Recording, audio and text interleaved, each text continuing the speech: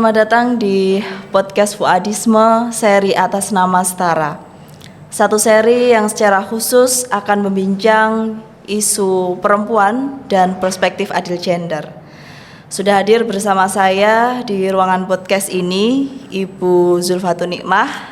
Terima kasih Bu Zulfa sudah berkenan hadir untuk kesekian kali di Fuadisme. Sama-sama Mbak Sally, terima kasih undangannya untuk hadir di podcast Fuadisme. Ya. Sebuah kehormatan untuk saya. Bu Zulfa ini, teman-teman, para viewers Fuadisme, seorang pakar, ya, akademisi di bidang hukum dan juga permasalahan isu perempuan, ya. Secara personal, beliau ini dosen saya juga sejak saya mahasiswa. Beliau sudah banyak sekali berdiskusi dengan kami terkait isu perempuan dan bagaimana gender feminisme itu dijalankan di ruang akademik. Gitu. Kiprah beliau sangat panjang. Pernah menjabat sebagai ketua PSGA ya Bu ya? Pernah. Pusat tahun Studi 2010 Gender. Sampai 2013. Ya. Pusat Studi Gender namanya waktu itu. Oh, masih Pusat Studi Ya. Gender seperti itu. Dan beliau ini bisa dikatakan sebagai salah seorang yang memang concern ya, sudah sepak terjangnya sangat panjang sekali dalam isu pengaruh utamaan gender di kampus, di ruang akademik. Oke, Bu Zulfa, tema yang akan kita bahas pada episode pertama ini cukup sensitif sebenarnya, banyak dibicarakan hanya di ruang private saja, di balik layar. Tapi Fuadisme mengambil langkah yang berani, kita berbicara di ruang publik dan dengan keyakinan dan kesadaran penuh bahwa permasalahan ini patut untuk disoroti lebih serius lagi.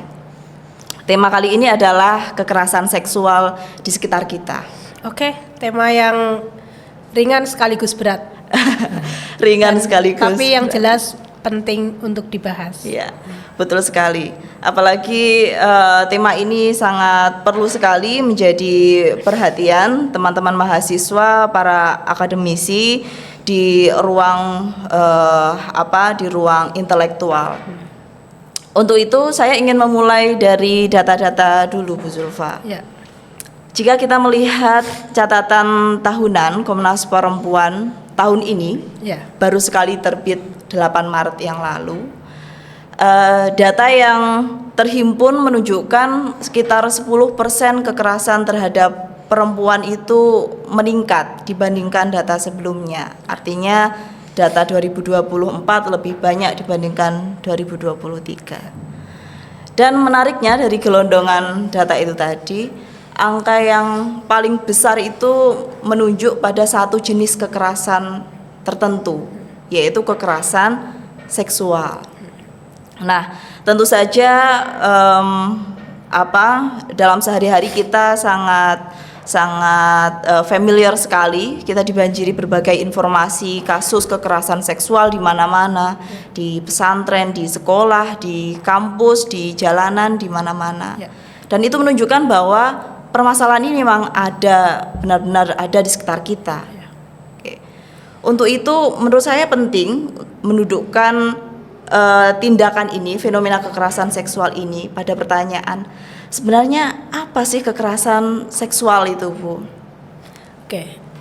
Kekerasan seksual adalah satu perbuatan seseorang kepada orang lain tanpa persetujuan orang lain ini, dan isinya bermuatan hasrat seksual. Jadi intinya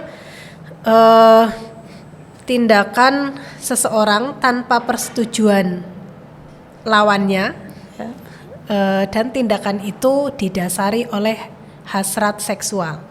Okay. Apakah itu nanti bentuknya kata-kata, bentuknya tindakan pakai tangan, pakai alat kelaminnya dan sebagainya.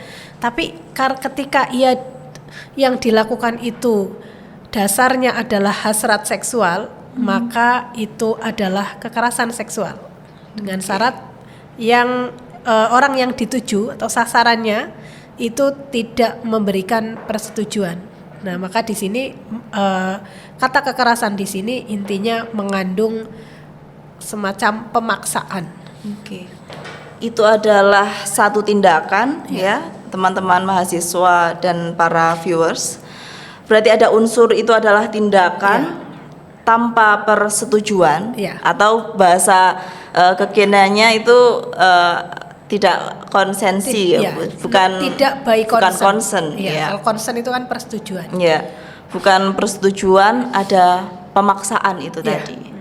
Bentuknya ada beragam kata-kata, bisa perbuatan yang menggunakan anggota badan seperti tangan, kaki, bisa juga perbuatan yang dengan menggunakan alat kelamin, bisa juga berupa tulisan atau teks yang dikirim misalnya secara online. Berarti secara nggak langsung ya Bu itu? Tulisan, kata-kata verbal, kata-kata yang kita sampaikan dengan mulut, dengan tangan, karena kita sekarang di zaman digital banyak menggunakan berkomunikasi dengan handphone. Nah, ketika kita menyampaikan pesan, gambar, rekaman yang di dalamnya bermuatan seksual tanpa persetujuan yang bersangkutan, maka itu adalah kekerasan seksual. Saya teringat satu buku yang ini bisa dikatakan sebagai buku awal yang membahas mengenai kekerasan seksual. Judulnya Sexual Harassment of Working Women, karena memang konteksnya adalah perempuan pekerja feminis Amerika 1970-an, Catherine McKinnon. Itu seperti yang Bu Zulfa katakan itu tadi, ada situasi yang unwanted, situasi yang tidak diinginkan itu tadi. Dan ada relasi atasan dan bawahan itu tadi, Bu. Kebanyakan kekerasan seksual itu terjadi dalam hubungan yang di dalamnya ada relasi kuasa atau relasi di mana salah satu pihak yang jadi korban itu memiliki ketergantungan kepada pelaku. Tapi tidak semuanya juga, ada juga yang tidak seperti itu. Misalnya orang yang baru kenal di jalan, bahkan tidak kenal, naik kereta dalam situasi penuh, lalu posisi badannya berdekatan, berhimpitan. Dari situ si pelaku, misalnya dia seorang laki-laki, memanfaatkan situasi itu untuk mengeluarkan untuk apa itu namanya kesenangan sampai dia sampai ada yang ejakulasi, mengeluarkan mani di dalam public transport, di dalam kereta, di bis, di mana situasi dia berhimpitan. Nah, ini artinya sebenarnya kan antara mereka juga tidak ada relasi kuasa sebagai atasan dan bawahan, kenal saja tidak. Tapi ada situasi seperti itu dimanfaatkan untuk melakukan kekerasan seksual.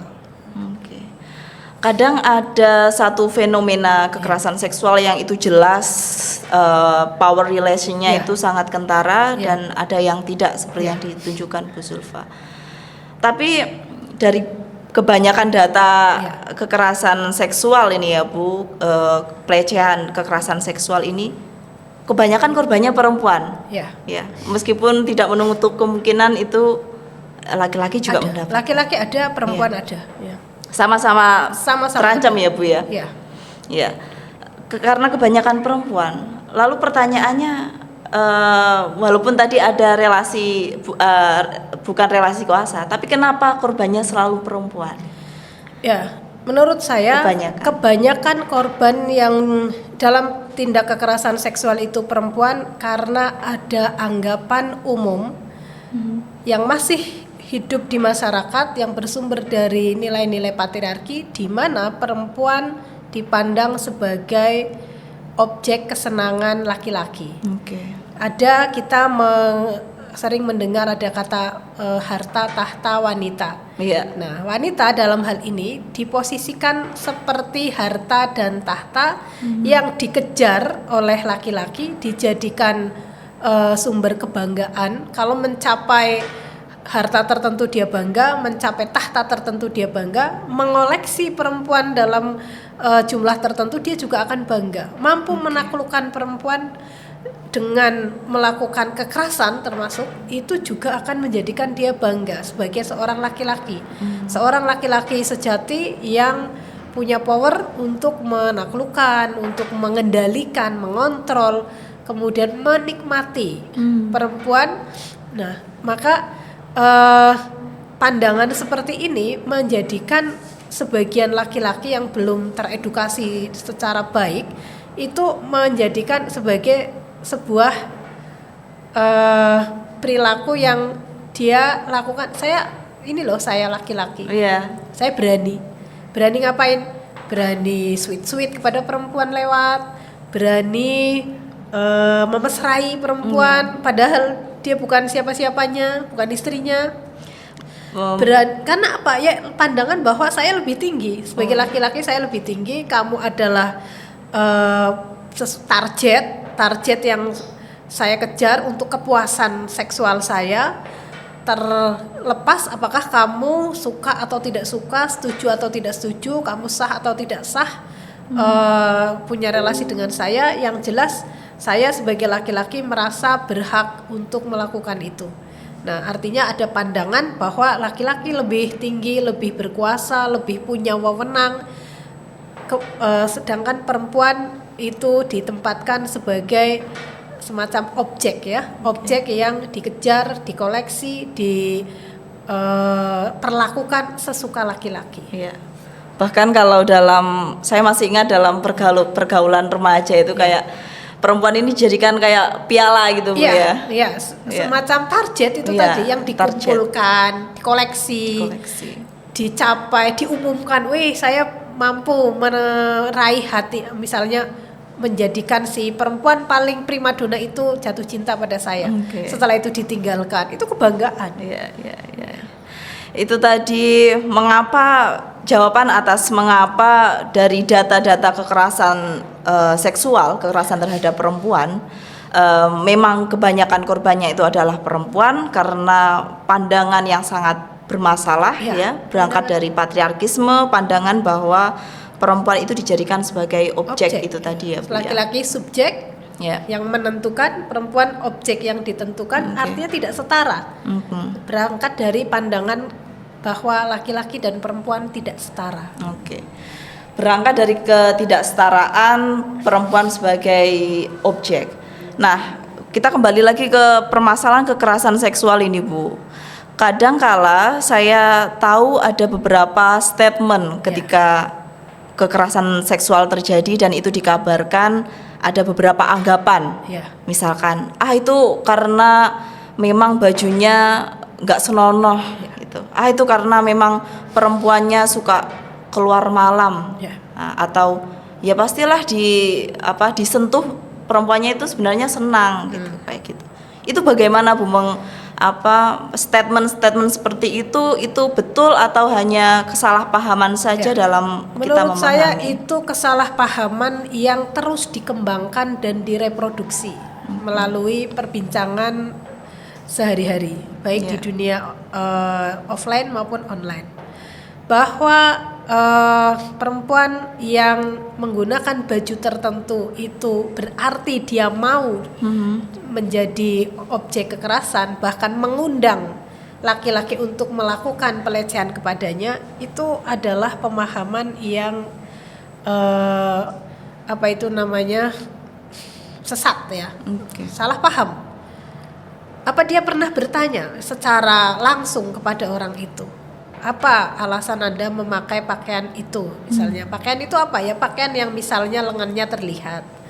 Kadang-kadang orang secara mengeneralisasi, gebiah uyah, menganggap karena dia pernah melihat ada perempuan yang berprofesi misalnya sebagai pekerja seks dengan pakaian seperti itu, maka perempuan lain yang penampilannya mirip lalu diartikan sama dengan dia dan bisa diperlakukan sama.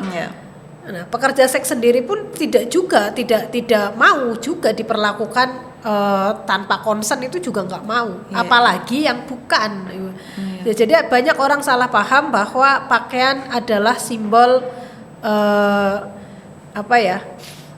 simbol yang bisa dimaknai Mengundang itu ya, Bu. mengundang Iya. ingin dilecehkan. Nah, Iya. saya pernah membaca dan ini pernah viral, seorang pejabat di provinsi di Sumatera sana bahkan mengatakan itu di ruang publik. Perempuan yang tidak berjilbab berarti ingin dilecehkan, ingin diperkosa, seperti itu. Itu kan parah gitu. Dan ya. itu oleh pejabat publik. Pejabat ya, Bu? publik Iya. nomor 1 di sebuah kabupaten, seorang bupati.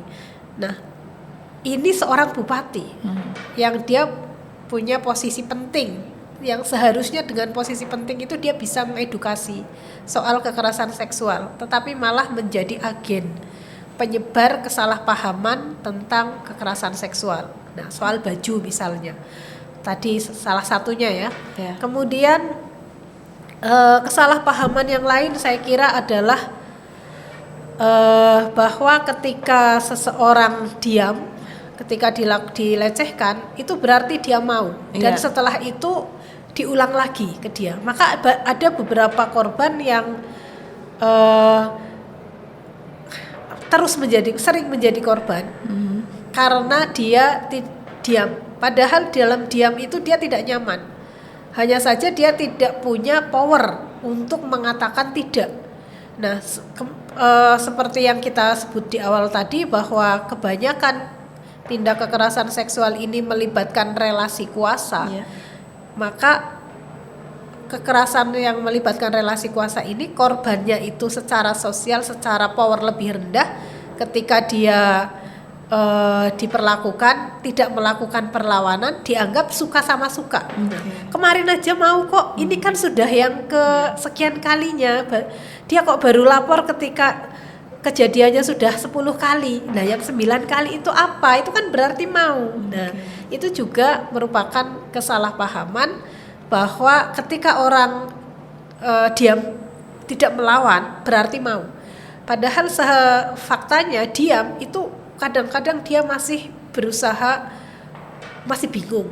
Iya. Kok saya mengalami ini ya? Dia atasan saya, kok kalau datang ke ruang saya pandangan matanya seperti itu. Kok lama-lama tangannya juga mendekat? Kok ada menyentuh-nyentuh pundak saya?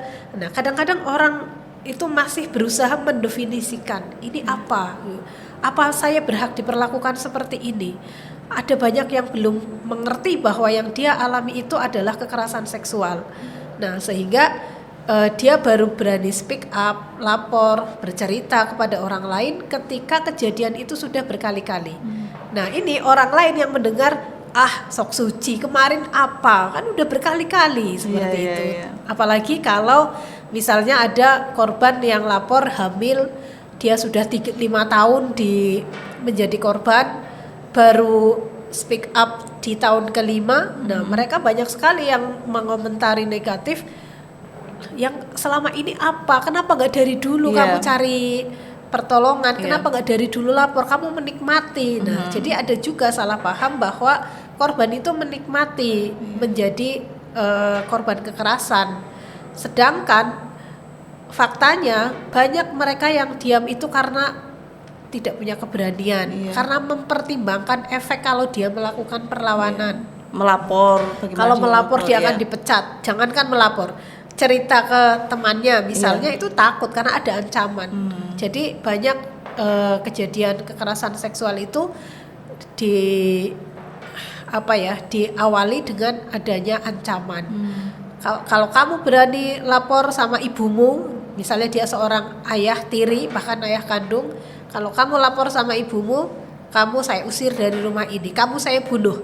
Nah, saya baca di kasus-kasus kekerasan yang mengemuka, yang itu sudah bertahun-tahun baru terpublikasikan, terblow up gitu ya, Bu. Terblow up, itu kayak gitu polanya. Dia diancam, nggak berani, dia mempertimbangkan keselamatan dirinya, mempertimbangkan sekolahnya nanti putus dan sebagainya. Yang ketika itu mencuat beberapa tahun kemudian korban disalahkan, kenapa baru sekarang? Kamu kan menikmati dari kemarin. Nah, itu juga salah satu kesalahpahaman yang banyak beredar. Nah, sehingga saya senang sekali dengan dari podcast ini kita bisa meluruskan kesalahpahaman seperti itu. Bahwa kita tidak boleh secara tidak adil menjustifikasi seseorang yang menggunakan pakaian tertentu bahwa dia mau dilecehkan. Tidak seperti itu. Ada orang memilih baju karena pertimbangan pribadi dia, apakah kenyamanan, apakah acaranya memang relevan dengan baju itu, atau karena dia punya nilai-nilai filosofi, nilai-nilai kepercayaan tertentu, misalnya pakai kemben. Dalam kepercayaan tertentu perempuan pakai kemben itu religius. Nah, dalam sakral, dalam pandangan kepercayaan yang lain itu dianggap membuka aurat dan sebagainya. Orang yang membuka aurat berarti mau dilecehkan. Itu kan pandangan yang judgmental, yang menghakimi dengan nilai yang dianutnya sendiri, tidak mengkonfirmasi kepada korban. Nah, sehingga misalnya ketemu orang di pakai baju renang di kolam renang, di pantai, di foto, di zoom, dibuat karikatur, itu kan sangat tidak tepat ya. Dia pakai baju renang di kolam renang, salahnya di mana? Misalnya seperti itu. Dia yang salah justru dia yang moto. Yang salah justru berarti pikiran ya, Bu. Pikiran dari pelaku ini. Dia pikirannya sangat patriarki, tidak pernah konfirmasi, tiba-tiba menghukum. Dan ini salah paham yang lain adalah ada masyarakat yang berpandangan bahwa mereka punya wewenang, punya hak untuk menghukum orang lain yang menurut dia ingin dilecehkan. Nah, jadi seperti salah apa sendiri. Itu? Misalnya seperti itu. Saya sering sekali mendengar gini, Bu, bukan saya yang melecehkan ya, tapi dia sendiri yang melecehkan dirinya sendiri. Dengan pakaian seperti itu kan dia melecehkan. Saya kan hanya mengamini. Ketika saya catcalling ke dia, saya hanya mengamini. Nah, itu kan yang dia minta gitu ya, Bu. Itu kan yang dia minta. Kemudian ada lagi yang salah dia sendiri lewat jalan sepi. Perempuan kok lewat sepi-sepi. Salah dia. Kesempatan dong buat saya sebagai laki-laki. Kucing kok dikasih ikan asin. Jadi ada juga perumpamaan sesat yang menurut saya sering sekali dikembangkan. Masa ada kucing dikasih ikan asin menolak itu ya, Bu, ya. Jadi laki-laki dipersonifikasi sebagai kucing yang doyan ikan asin, lalu perempuan yang lewat di tempat sepi sendirian, kemudian apalagi pakai baju yang kurang tertutup, itu kemudian dipersonifikasi, diperumpamakan sebagai ikan asin yang itu tadi makanan bagi kucing. Nah, ini menurut saya narasi-narasi yang harus diluruskan Bu, harus dihentikan. Gak boleh ada lagi perempuan diperumpamakan dengan gereh ikan asin, lalu laki-laki kucing. Laki-laki juga harus tersinggung dong disamakan dengan kucing gitu yang ya, yang pikirannya tidak bisa menyeleksi mana makanan yang boleh dimakan dan yang tidak, mana yang sesama manusia kok menganggap makanan itu kan salah juga. Betul, kok bisa sesama manusia ketemu di tempat tertentu lalu dia merasa sedang diberi seperti kucing yang disuguhi ikan asin. Itu kan salah besar. Itu kesalahpahaman soal kekerasan seksual teman-teman mahasiswa dan semuanya. Dimulai dari kita harus menggeser itu tadi ya Bu, cara pandang dari pelaku dan korban, bahwa salah besar itu mitos kalau kekerasan seksual itu karena baju seksi karena yang tidak seksi pun jadi korban itu juga banyak. Berapa banyak kita membaca dan sangat sedih santri diperkosa, dicabuli sampai hamil, punya anak dan seterusnya. Yang melakukan siapa? Melakukan pengasuhnya sendiri. Pengasuhnya, kiainya sendiri Itu di pesantren. Di Tulungagung ada juga kasus seperti itu. Kemudian di lembaga keagamaan yang lain, yang di gereja Katolik saya juga baca. Itu juga orang-orang yang lingkungannya perempuan-perempuan di situ berpakaian sopan. Jadi sekali lagi pakaian itu bukan ukuran ya Bu? Bukan ukuran. Bukan, tidak boleh disalahkan sebagai pemantik. Tapi yang salah itu adalah cara berpikir, memandang orang lain, sehingga dia merasa berwenang menjadikan orang lain korban. Apa haknya dia? Iya. Dia sama-sama kalau punya perspektif yang setara bahwa kita ketemu manusia dimanapun, kita adalah sama-sama manusia. Dia punya martabat seperti saya wajib menghormati martabat dia. Maka tindakan-tindakan seperti itu tidak akan dilakukan. Dan satu lagi yang saya sering dengar juga, ini kesalahpahaman. Kan dia sendiri yang ingin dilihat. Dan ada juga yang menggunakan bahasa agama ketika melihat seperti itu benar. Ketika memperlakukan kekerasan kepada orang yang terbuka auratnya, itu dia anggap sebagai sesuatu yang benar, tapi dia mengatasnamakan agama Islam khususnya. Salah sendiri, dia tidak menutup aurat. Harusnya kan aurat ditutup biar orang lain tidak tergoda. Nah, sedangkan di dalam panduan akhlak Islam, panduan berperilaku Islam, kalau ada aurat terbuka, yang harus dilakukan bukan menonton dan menikmati, tapi memalingkan muka. Di dalam surat An-Nur itu juga disebutkan, palingkanlah mukamu kepada pemandangan-pemandangan yang kamu tidak berhak melihatnya. Jadi bukan malah menjadikan alasan, ini sajian buat saya. Kamu nggak menutup aurat. Jadi kalaupun ada orang yang menurut kita cara menutup auratnya tidak benar, hakimnya bukan kita. Dengan cara melakukan kekerasan seksual, bukan. Tapi kita harus memalingkan pandangan, hodul basor. Hodul basor dalam konteks ini adalah menundukkan pandangan, mengendalikan nafsu, sehingga kita tidak kemudian melakukan kekerasan ke dia. Kalau kita menganggap, menurut saya dia salah, di ruang publik kok mengumbar aurat, bukan urusan kita. Kalaupun salah, bukan urusan kita, apalagi kita mengurusnya dengan melakukan kekerasan, bukan. Justru tadi ya Bu, memalingkan pandangan, hodul basor. Kalau menurut kita ada yang perlu diluruskan, caranya bukan dengan kekerasan seksual. Misalnya kita melihat ada anak remaja di sekitar kita, kemudian menurut kita cara berpakaiannya kurang tepat, ya. Kalau kita ingin melakukan perubahan, dia tidak seperti itu lagi. Caranya bukan dengan menjadikan dia korban kekerasan. Banyak cara lain, cara berdakwah, cara persuasif, cara edukasi melalui lembaga pendidikan, melalui majelis taklim dan sebagainya, melalui konten-konten yang edukatif. Jadi bukan dengan menghukumnya dengan kekerasan seksual. Dari penyampaian Bu Zulfa tadi kita bisa menyerap ya, saya kira bahwa ada berbagai kesalahpahaman. Itu pertama, soal kekerasan seksual ada berbagai mitos sekali. Banyak sekali mitos yang bergulir seperti itu ya Bu.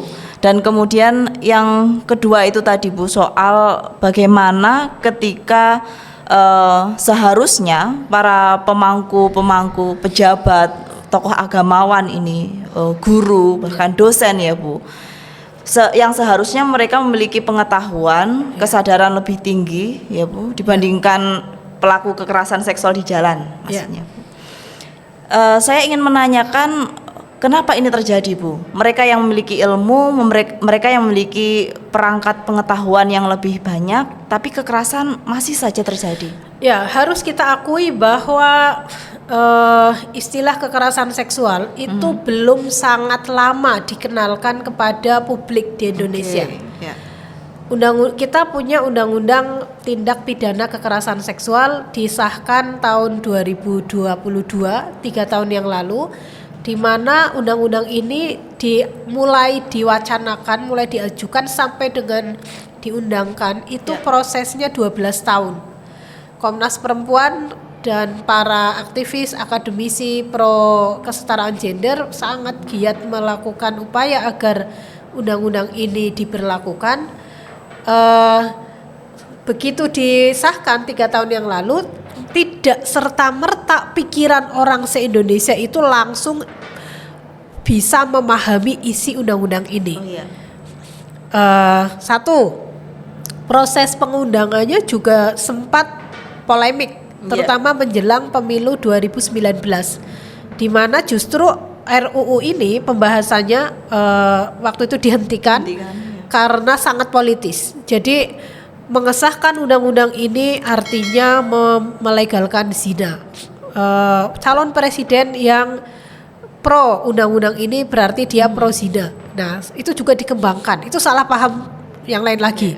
Nah, ketika kemudian sudah disahkan tahun 2002 dan itu undang-undangnya pengaturannya sesuai dengan harapan para aktivis, para akademisi yang sensitif gender, itu masih butuh banyak waktu dan kesempatan serta upaya untuk menginternalisasikan materi undang-undang ini ke dalam pikiran banyak orang.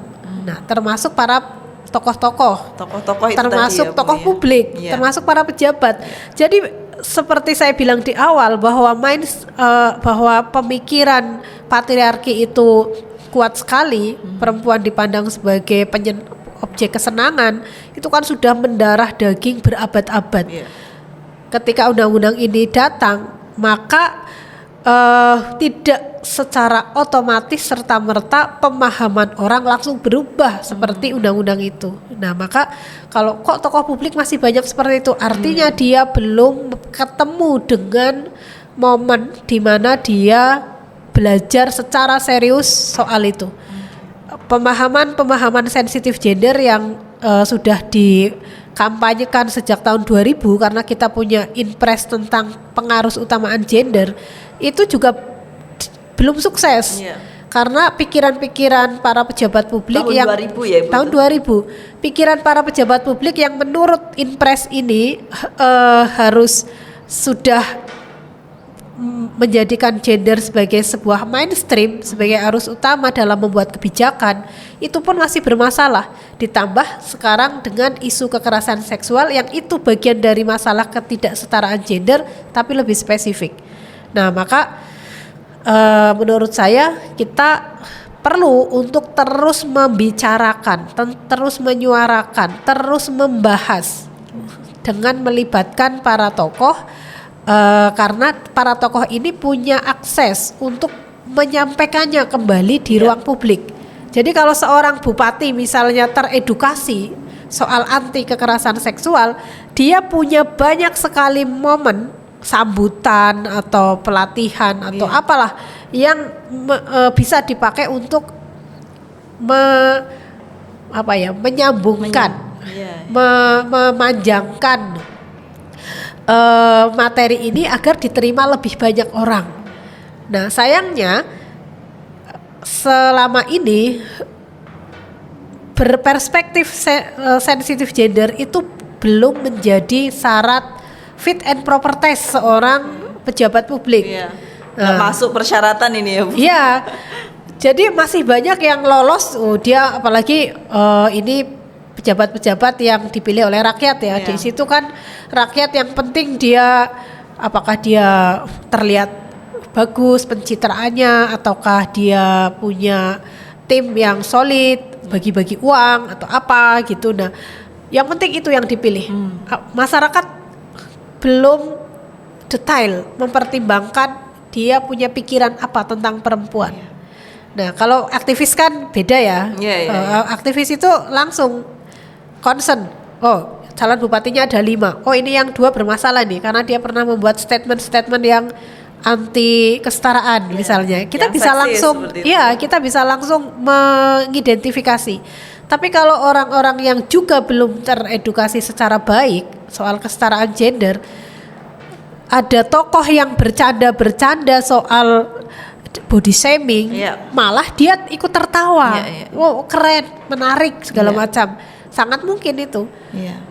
Pidatonya, seru, nggak bikin ngantuk dan segala macam. Banyak humor-humornya, padahal itu humor seksis misalnya. Nah, itu juga masalah. Artinya kita harus mengetahui, menyadari betul gagasan, ide untuk membumikan kesetaraan gender itu belum banyak berhasil. Iya. Ada yang berhasil, tapi yang belum tersentuh itu juga lebih banyak. Lebih banyak ya. Nah, Bu, itu ya. bisa terwujud dari statement-statement para pejabat soal kekerasan seksual. Iya. Mengapa para tokoh ini masih banyak melakukan kekerasan seksual ya Bu ya, pelecehan Ya, setidaknya. dia produk dari budaya. Ya, produk dari budaya dan juga tadi yang disampaikan sama Bu Zulfa, ada hukum yang mengatur di Indonesia, tapi itu masih umurnya masih 3 tahun. 3 Belum tahun, semua ya, orang Bu. mempelajarinya, ya dan memahaminya. ya, seharusnya para pemangku kebijakan ini tadi para kiai ya Bu ya, para guru, dosen menjadi salah satu pionir harusnya yang menjadi kepanjangan dari pesan keadilan itu Betul. tadi. Ya. Oke, lalu dari situasi itu tadi Bu, situasi banyaknya situasi kekerasan seksual yang belum ter-up mungkin Bu ya. Ya. Apakah bisa kita katakan dari banyaknya situasi yang nggak terketahui, diam-diam ya si korban ini takut tidak melaporkan. Data yang kita dapatkan dari Komnas Perempuan dari tahun ke tahun itu masih menunjukkan ini Bu, gunung es saja, fakta permukaan Jelas, sangat iya, nggak bisa tidak, itu sangat betul bahwa kekerasan seksual itu fenomena gunung es yang hanya terlihat puncaknya. Oke.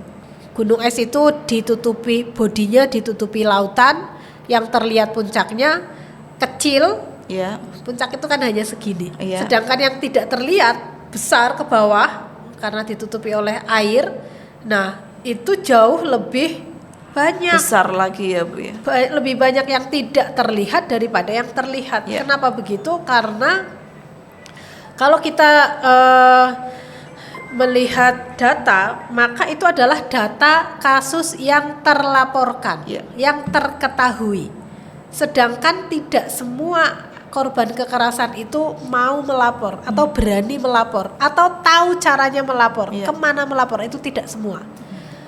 Saya mau buktikan bahwa sering sekali saya pribadi mendapat aduan ya, aduan, Mbak, aku mengalami ini, teman kerjaku seperti ini, ada lagi ustadzku seperti, pernah ada orang datang ke rumah saya mengadu guru ngajinya melakukan ini. Melakukan apa? Kalau ngajar itu mendekat-mendekat, suka mengusap-usap pundak dan segala macam, dan dia sangat ketakutan. Saya merekomendasikan pindah guru ngaji, pindah beneran. Apakah dia lapor? Tidak. Dia lapornya ke saya sebagai seorang person yang kemudian solusinya pindah ngaji, bukan melapor ke polisi. Karena melapor sudah dihitung secara power nggak kuat.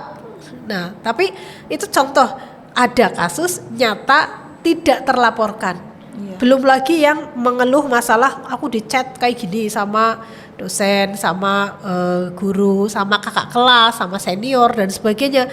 Yang itu solusinya bukan lapor ke lembaga-lembaga perlindungan atau lembaga penerima aduan, tapi diselesaikan sendiri. Nah, ada juga yang tidak disampaikan sama sekali ke siapapun, dipendam sendiri. Tahu dari mana saya? Dari unggahan-unggahan TikTok misalnya ya, mereka banyak yang curhat. Dulu waktu aku SD, aku mengalami yang seperti ini. Nah, itu banyak sekali yang cerita, ribuan. Dan mereka bilang semuanya tidak melapor. Nah, itu dulu ketika belum ada undang-undang TPKS. Sekarang sama saja. Itu masih berlangsung, apalagi kekerasan seksual dalam rumah tangga. Makin sulit orang punya keberanian untuk lapor.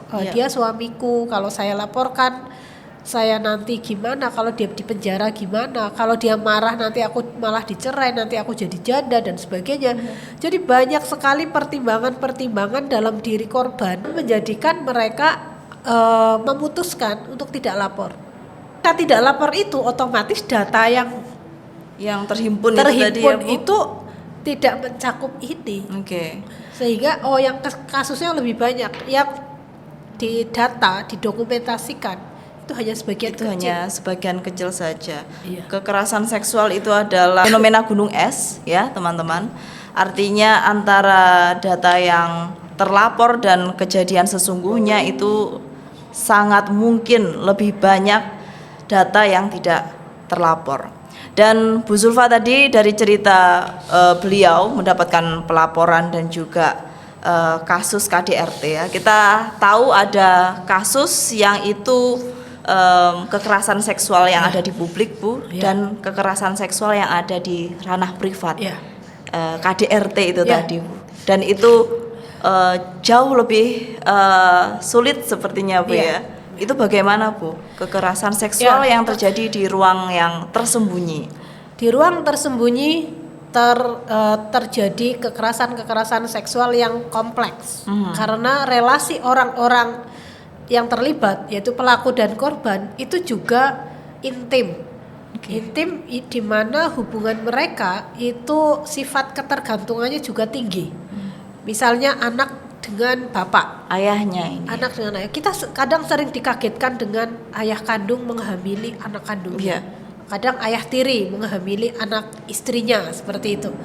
Kemudian paman keponakan, kakek ke cucu, ada juga suami ke istri. Nah, suami ke istri apa? Ya, banyak marital rape ya, pemaksaan hubungan seksual dalam pernikahan, di mana orang berpikir, hubungan seks suami istri itu boleh dong, karena sudah halal melalui akad nikah gitu. Nah, tetapi banyak pengalaman para istri yang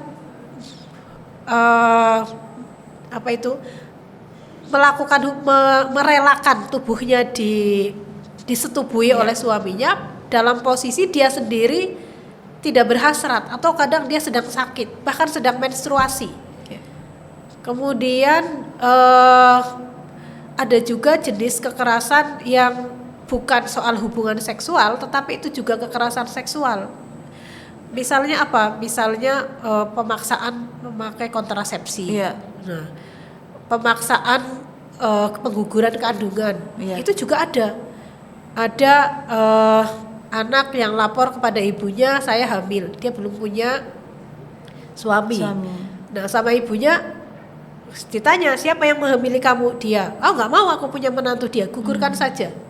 Ayahnya atau ibunya, orang tuanya lah ya, ketika dilapori, akhirnya dipaksa menggugurkan kandungan. Ini juga kekerasan seksual.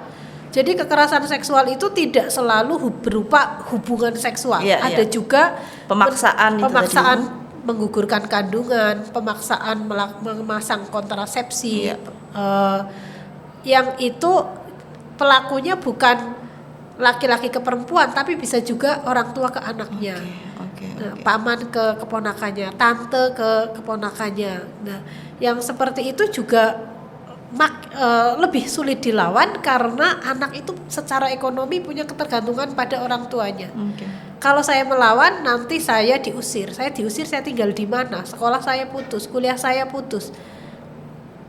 Maka dia memilih terpaksa menggugurkan kandungannya, kemudian tidak melaporkan ibunya. Nah, mana berani dia melaporkan bapak atau ibunya yang menyuruh dia aborsi, memaksa dia aborsi. Nah, itu kan tidak berani lagi. Nah, kemudian ada orang tua yang juga menjual anaknya kepada laki-laki hidung belang, menyuruh anaknya, kamu harus pasang kontrasepsi biar nggak hamil. Dari situ dia bisa melayani para laki-laki hidung belang, duitnya dinikmati oleh yang menjual, orang tuanya. Ada kasus seperti itu. Kemudian kasus-kasus anak berkebutuhan khusus yang dia tidak bisa berkomunikasi seperti orang lain, dia tidak bisa menceritakan, tapi dia diperkosa, dia hamil. Nah, ketika misalnya dia bisu, mau menyampaikan, tidak semua orang mengerti bahasanya, atau dia menyampaikan tapi orang nggak ngeh. Jadi anak-anak dengan kebutuhan khusus itu juga memiliki kerentanan lebih dibandingkan anak-anak lain untuk mengalami kekerasan seksual dalam lingkup rumah tangganya. Nah, ini makin sulit dibongkar. Saya pernah di Tulungagung pernah ada tunarungu sekaligus tunawicara, bisu sekaligus tuli, jadi korban perkosaan. Nah, masih ada hubungan dengan antara korban dengan pelaku. Pelakunya. Ya, keluargaan. Nah, itu juga lama terbongkarnya. Tidak sekali terjadi langsung bisa dibongkar. Enggak, itu lama ketika orang-orang sudah mulai peduli, sudah mulai curiga. Nah, ada apa ya, kok dia begitu, kok perutnya besar segala macam. Sedangkan di awal-awal terjadi, korban itu tidak tahu caranya, gimana cara menyampaikannya. Bahkan kadang ada yang tidak menyadari bahwa dia sedang jadi korban kekerasan.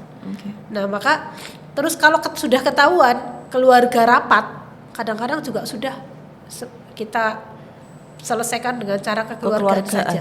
Anaknya dilahirkan, nanti yang mengasuh siapalah gitu, keluarga kita, bibi atau siapa, itu tidak terlaporkan, sangat mungkin.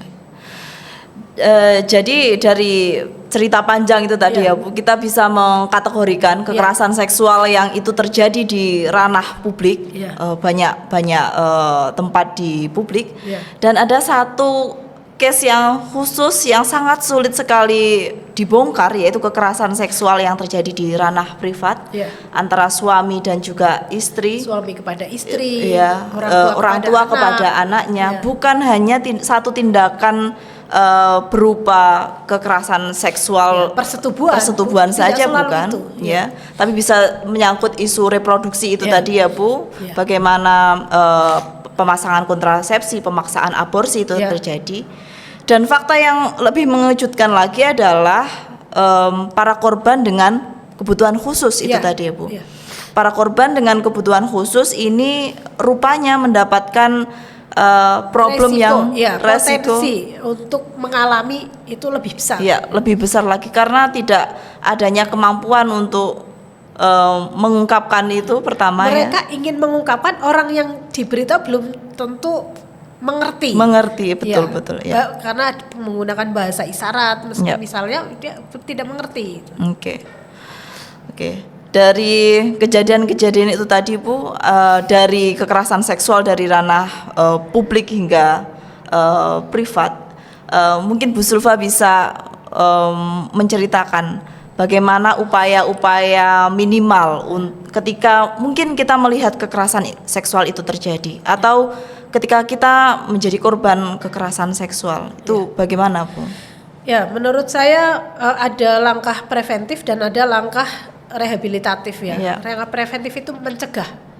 Kita sebelum terjadi di dalam kepada kita sendiri, kepada keluarga kita harus memberitahukan, termasuk kepada anak-anak kita yang masih belum dewasa.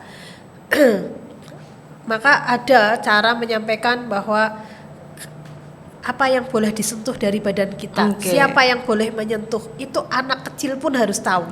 Nah, itu preventif ya. Yang kedua, usaha preventif ya, kita harus mempelajari yang seperti ini, semakin banyak kita sosialisasikan. Nah, kemudian kalau kita mengalami, apa yang perlu dilakukan? Menurut saya yang pertama kali perlu dilakukan adalah memperlihatkan penolakan. Kalau kita mengalami pelecehan seksual, apakah itu bentuknya kata-kata, kemudian tindakan, maka wajib hukumnya bagi kita menyampaikan penolakan, ekspresi. Saya tidak mau diperlakukan seperti ini. Perlawanan, harus tegas ya Bu ya? Tegas. Orang-orang yang permisif ketika dia menjadi korban kekerasan, ada dua kemungkinan. Satu, takut. Yang kedua, dia tidak mengerti kalau itu kekerasan. Atau ada juga yang saking dia sudah terlenanya dengan budaya patriarki, malah dia bangga dijadikan objek catcalling, dipanggil sayang, dipanggil hai cantik, kayak gitu-gitu di depan umum, malah bangga. Padahal itu keramahan palsu yang tujuannya ya PDKT, nanti lama semakin intensif, lama-lama akhirnya kualitasnya semakin tinggi, terjadilah yang misalnya sampai kepada hubungan seksual. Ya. Nah, grooming ini juga sering terjadi pada anak-anak. Ini saya sedih ya ketika ada orang dewasa menyetubuhi anak kecil, bukan anak kecil, remaja misalnya. Kemudian di bawah umur ya, Bu? Orang lain itu mengomentarinya, weh itu bukan perkosaan, itu suka sama suka. Dia pro banget. Ini kemarin saya amati ya dari kasus guru dan murid yang ada di Sulawesi. Komentar-komentar di TikTok, di Facebook, pokoknya di media sosial, itu banyak sekali yang menyudutkan si remaja sebagai orang yang punya inisiatif untuk melakukan hubungan seksual dengan gurunya. Nah, ini yang kurang dipahami oleh masyarakat, bahwa ketika ada anak belum dewasa, usianya belum 18 tahun, di mata undang-undang, misalnya dia melakukan persetubuhan dengan orang dewasa, di mata undang-undang itu adalah perkosaan. Itu namanya statutory rape, perkosaan versi undang-undang. Versi orang yang melihat ketika videonya disebarkan, kelihatannya tidak ada paksaan. Anaknya itu juga kelihatan wajahnya happy. Nah, tapi versi undang-undang ini adalah perkosaan yang kita harus peduli, harus dihentikan.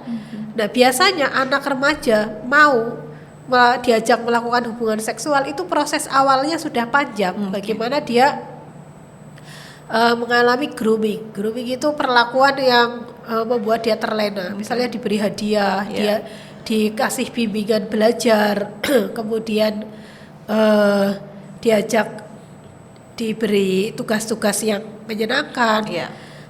Dia lalu merasa tumbuh perasaan dalam hatinya, saya sangat disayang oleh guru itu.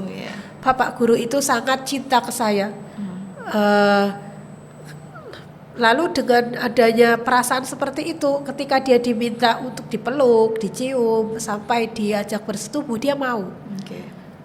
Tapi itu sudah hasil manipulasi beberapa tahap. Betul sekali. Dia sudah mengalami proses manipulasi atau grooming yang menjadikan hatinya tertipu, seolah-olah dia adalah orang yang sangat dicintai. Sedangkan dari segi atau dari sisi orang dewasanya, tujuannya itu ya mau menikmati tubuhnya. Tujuan seksual tujuannya agar dia gratis melakukan hubungan seks dengan anak ini, menikmati kesenangan. Makanya menurut undang-undang ini perkosaan, dan kita itu harus menyampaikan ini, jangan sampai ini terjadi. Kalau terjadi, jangan salahkan si anak ini, yang dihukum orang dewasanya. Nah, kemudian itu penolakan. Ketika anak remaja seperti ini mengalami gejala grooming, kalau kita sudah membekalinya, jangan mudah tertipu, jangan mudah dirayu segala macam, maka itu potensi untuk jatuhnya itu lebih kecil daripada yang kita tidak bekali sama sekali. Nah, kemudian kalau sudah betul-betul terjadi, kita juga harus tahu kemana cari perlindungan. Jangan disimpan sendiri kalau kita tidak mampu mengatasinya. Kalau misalnya kita mampu mengatasinya, ada misalnya ya, saya perempuan, ada teman atau kolega yang suka ngajak salaman kayak gini-gini. Itu pernah saya bilang, saya tidak suka cara salaman kamu. Setelah itu dia paham, berhenti, ya sudah, selesai urusan. Tapi ada juga orang yang sungkan. Aduh, sungkan, dia kan atasan saya. Dia kalau melihat misalnya kayak gini, kita kan nggak suka sebenarnya. Tapi karena sungkan saya anak buahnya, akhirnya dia terpaksa menanggapi. Ditelepon jam berapapun, diajak ngobrol apapun, ditanggapi. Nah, maka menurut saya sekali lagi kita harus berani dan punya mental untuk menolak, mengekspresikan penolakan. Nah, kalau kita mampu secara pribadi menolak, lalu berhenti, ya sudah, selesai. Tapi kalau upaya kita itu tidak berhasil, maka mau tidak mau kita harus mencari orang, pihak, lembaga yang memang concern pada korban-korban kekerasan untuk membantu kita. Membantu apa? Membantu itu banyak. Ada membantu memulihkan mental, ada membantu mencarikan pelindungan hukum, ada yang membantu memproseskan agar pelaku dihukum, macam-macam. Perlindungan itu sangat banyak jenisnya, tergantung kasusnya apa. Maka kalau kita jadi korban nggak bisa mengatasi sendiri, lapor. Banyak lembaga yang sudah tersedia yang punya komitmen untuk menolong korban-korban kekerasan seksual. Ada berbagai upaya dari pernyataannya Bu Zulfa itu tadi, ada upaya preventif ya, setidaknya upaya paling minimal yang bisa dilakukan ya. Mulai dari penyadaran ya, kesadaran anggota tubuh itu tadi ya Bu. Kalau untuk anak-anak kecil ya itu bisa dimulai dari anak kecil, berarti dari parentingnya. Ada lagunya. Iya, ada lagunya untuk khusus untuk anak-anak ini, bagaimana anak-anak lebih sadar akan tubuh ya, tubuh sebagai otoritasnya. Tubuh, Ya betul sekali. Kemudian itu tadi kalau bisa itu mengekspresikan ya Bu. Tapi kadang pula ini ada beberapa korban yang itu sulit sekali Bu untuk mengekspresikan penolakan. Kemudian yaitu tadi ketakutan. Itu hal pertama yang harus diyakinkan untuk korban agar berani mengekspresikan itu apa Bu? Yang harus ditanamkan dan dimiliki dalam mental korban adalah saya manusia. Saya punya martabat yang terhormat. Saya berhak diperlakukan sopan dan terhormat. Maka ketika ada orang memperlakukan saya tidak sopan, mengganggu kehormatan saya berhak dan wajib melawan. Itu nahi mungkar ya. Nahi mungkar yang paling dasar, melindungi diri kita. Pikiran kita harus menghormati kita sendiri, bahwa kita itu manusia. Allah menciptakan kita dengan martabat yang mulia. Gak boleh orang sesama manusia merendahkan kita. Kalau ada yang merendahkan, saya lawan gitu. Itu harus dipunyai mental seperti itu. Mental nahi mungkar ini yang sangat ini ya, perlu dibangun ya. Kadang nggak apa-apa galak misalnya. Apa lu lihat-lihat misalnya kan ada orang yang suka seolah-olah kita itu boleh banget loh dilecehkan, direndahkan, dirayu seperti itu ya Bu ya. Nggak apa-apa kita bilang atau kita tatap, ada masalah apa ya? Ada apa Mas, lihat saya terus gitu. Gak usah takut gitu. Karena bersikap tegas itu juga menunjukkan satu sikap akan kedaulatan diri dan tubuh itu tadi ya Bu. Pribadi yang berdaulat secara tubuh seksual. Kita bukan alat pemuas siapa-siapa gitu. Itu pesan penting dari Bu Zulfa, teman-teman. Betapapun kasus kekerasan seksual ini banyak sekali jenisnya dan korbannya pun berlapis, tidak hanya perempuan yang bisa dikatakan PD saja Bu, ada banyak perempuan dan jenis gender lain yang itu problemnya berlapis, sehingga itu tadi untuk menyatakan ini tubuh saya memiliki otoritas penuh itu pun sulit, tapi itu harus dimulai ya Bu. Harus dimulai, jangan takut. Nah, orang yang takut itu biasanya yang dari kecil memang sudah ditakut-takuti, yang tidak diberikan kepercayaan diri. Kamu siapa? Kamu orang miskin, kamu perempuan. Apalah daya seorang perempuan? Perempuan berdaya. Jangan terus mereproduksi kata-kata saya hanya seorang perempuan. Memang kenapa kalau perempuan? Memang nggak punya tenaga, memang nggak punya mulut. Punya dong. Bisa kita menyampaikan, jangan saya kan hanya seorang perempuan, saya lemah. Kata siapa lemah? Nah, stereotip semacam itu yang melemahkan kita dari dalam. Karena kita percaya, itu juga harus tidak dipercaya. Silakan orang ngomong, kamu perempuan lemah, menurut kamu, menurut saya tidak. Harus ada kekuatan dalam diri yang penuh otoritas itu tadi. ada upaya preventif, kemudian yang kedua ekspresikan ketidaknyamanan itu tadi kalau kita menjadi korban kekerasan seksual.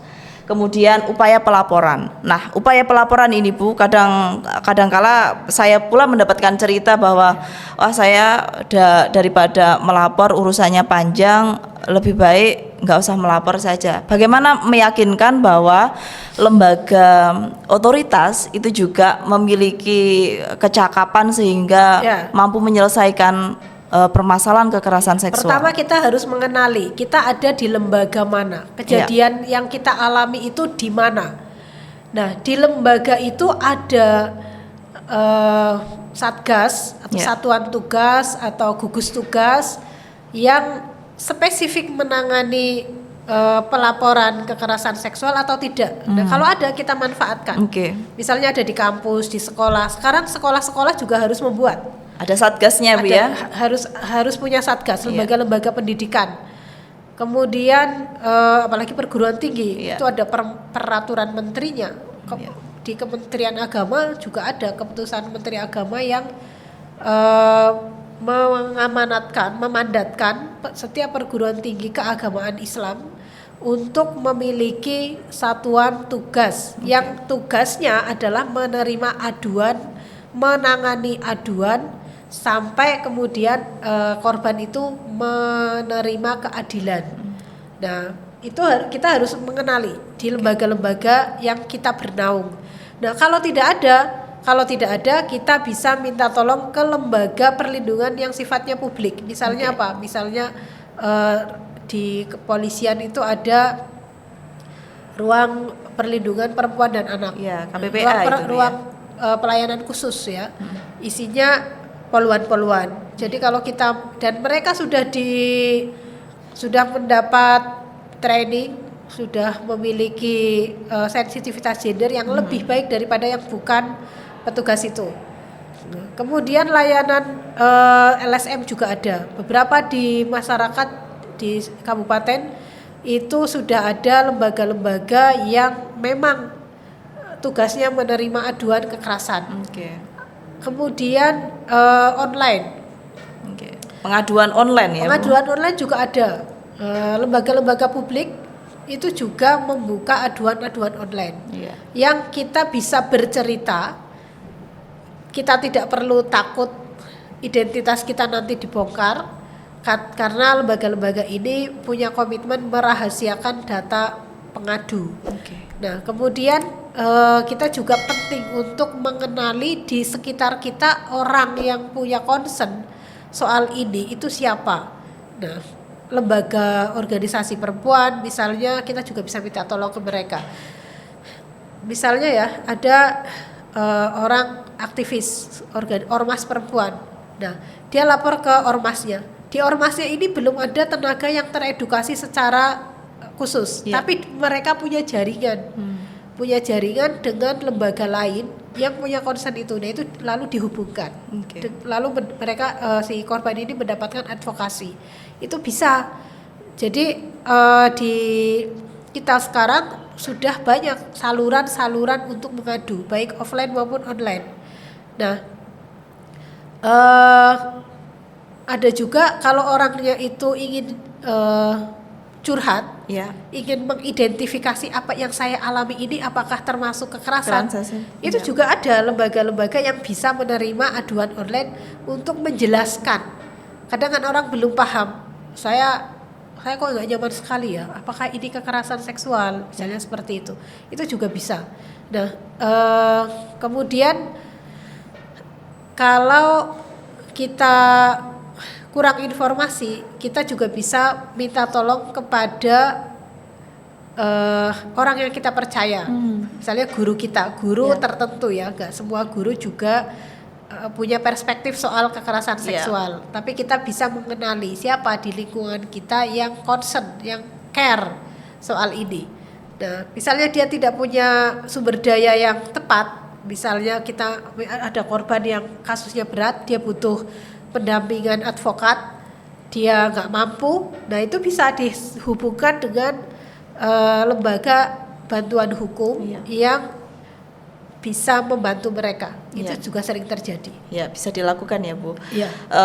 Ketika kekerasan seksual terjadi, di mana kita bisa melapor jika kita ada dalam satu institusi diamanahkan, sudah ada di dalam undang-undang ya, Bu. Tiap kabupaten sudah ada, namanya sih beda-beda ya, tapi Iya. ada yang ULT misalnya, unit lintas terpadu, unit layanan terpadu yang itu merupakan gabungan dari polisi, dinas perlindungan pemberdayaan perempuan dan perlindungan anak, kemudian ada LSM, Ormas, kemudian ada rumah sakit yang bisa menerima visum kalau ada orang diperkosa misalnya, dan itu layanannya gratis.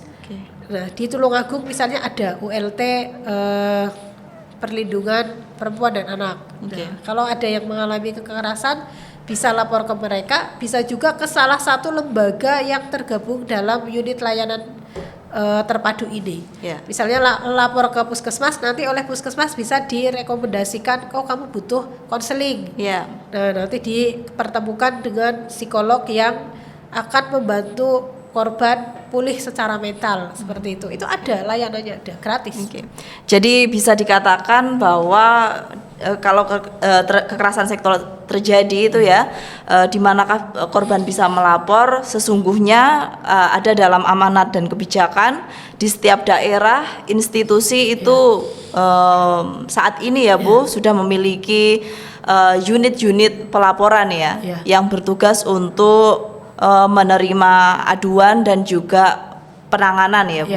Atau setidaknya dari pesannya Bu Zulfa itu tadi, kita mengamanahkan cerita kita ya, Bu. Kalau kita tidak kuat menceritakan ke orang lain yang itu terpercaya. Ya, guru kita, tapi harus selektif pula. Intinya mengenali di mana ekosistem kita dan siapa orang yang bisa dipercaya untuk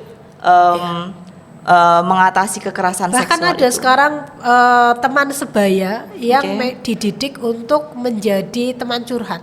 Yang ini di beberapa sekolah ada daerah-daerah yang sudah memiliki kader-kader teman sebaya. Mereka bisa melakukan perlindungan kepada sesama teman sebayanya, seperti itu. Pada teman sebayanya. Itu tadi berbagai perbincangan soal kekerasan seksual ya, mulai dari definisi hingga tadi upaya pelaporan itu tadi. Saya kira itu sangat penting sekali karena masih ada trust issue, Bu, bahasanya sekarang. Ada trust issue untuk melapor, untuk sekedar menceritakan kejadian itu kepada teman kita. Ada banyak sekali hal-hal yang harus diluruskan di dalam memahami kekerasan seksual, dan itu sudah dijelaskan oleh Bu Zulfa itu tadi, mitos-mitos, hal-hal yang itu salah dipahami, soal relasi kuasa yang itu sering kali terjadi, hingga kekerasan seksual itu banyak sekali ranahnya ya, Bu ya, dari publik hingga suatu ruang yang sangat privat itu sekali. Bu Zulfa, mungkin percakapan soal kekerasan seksual ini bisa dikembangkan lagi, Bu, ya. Tapi mungkin kita bisa suatu saat bicara soal kekerasan seksual di perguruan tinggi. Itu tema yang lebih spesifik dan relasi menarik. Kuasanya lebih kuat sekali ya, Bu. Dan kampus ini sudah memiliki Satgas Perlindungan Kekerasan Seksual. Sudah dibentuk dari Agustus 2024. Tentu itu menjadi wadah penting yang harus dimanfaatkan secara penuh ya, Bu. Terakhir, Bu, pesan untuk menguatkan, karena kekerasan seksual itu tadi yang kita bilang ini sangat sensitif, mungkin korbannya malu-malu, tidak tahu. Mungkin Bu Zulfa bisa memberikan satu pesan lagi untuk menguatkan bagaimana kekerasan seksual ini bisa ditangani dan bisa terpulihkan. Baik, saya menghimbau para korban kekerasan seksual atau orang yang berpotensi menjadi korban untuk memiliki keberanian speak up. Ketika kita speak up, kita tidak sedang mempermalukan diri sendiri. Kadang ada yang takut, saya malu karena saya pernah mengalami seperti ini, saya buka aib sendiri. Bukan. Ketika kita menyampaikan itu kepada orang lain dalam rangka minta tolong, maka kita sedang memperjuangkan diri kita, bukan sedang mempermalukan, sedang menegakkan martabat kita yang terhormat sebagai seorang manusia. Allah memberikan hasrat seksual kepada kita, mengatur cara menikmatinya, maka ketika ada orang menikmati hasrat seksualnya, memanfaatkan tubuh kita, sedangkan itu kita tidak menyetujui, kita tidak ada ikatan yang membuat kita punya alasan menyetujui, jangan takut untuk menolak, melawan, dan mencari perlindungan. Oke, terima kasih sekali lagi Bu Zulfa atas penjelasan yang sangat komprehensif sekali. Dan teman-teman semua, para viewers Fuadisme, kekerasan seksual nyata di sekitar kita. Upaya perlindungan sudah mulai dilakukan, kesadaran sudah mulai dibentuk, kebijakan juga sudah ada. Maka tugas kita adalah melakukan upaya-upaya preventif, melakukan kegiatan dan kerja-kerja kolektif bersama, dan percaya bahwa kekerasan seksual itu bisa ditangani. Mari melakukan kerja-kerja kolektif untuk menyudahi kekerasan seksual. Siapapun berpotensi menjadi korban dan pelaku kekerasan seksual. Sampai bertemu pada episode Fuadisme seri atas nama Setara.